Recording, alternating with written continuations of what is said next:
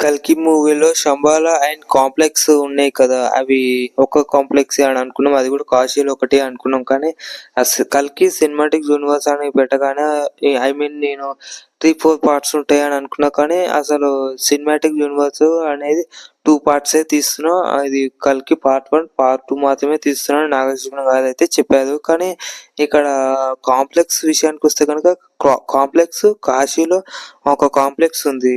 ఓకేనా. మళ్ళా ఇంకా మిగతా 6 కాంప్లెక్స్ కూడా ఉన్నాయి అని చెప్పారు. అంటే ఇప్పుడు 6 పార్ట్స్ అంటే 6 కాంప్లెక్స్ కూడా పార్ట్ 2 లోనే చూపిస్తారా అని నాకైతే డౌట్ ఉందన్నమాట. పార్ట్ 2 లో ఆ 6 కాంప్లెక్స్ కోసమే ఇట్లా ఇంట్రడక్షన్ ఇచ్చుకుంటూ పోతే 3 అవర్స్ టైం వేస్ట్ అయిపోతుందేమో అనిపిస్తుంది. మళ్ళా మినిమం ఇంకా క్యారెక్టర్స్ అయితే రివీల్ అయితే చేశారు. కానీ నెక్స్ట్ పార్ట్ 2లో మళ్ళా విలన్ని ప్రభాస్ కర్ణుడ్ క్యారెక్టర్ ద్వారా చంపేస్తాడా లేకపోతే ఇంకేదైనా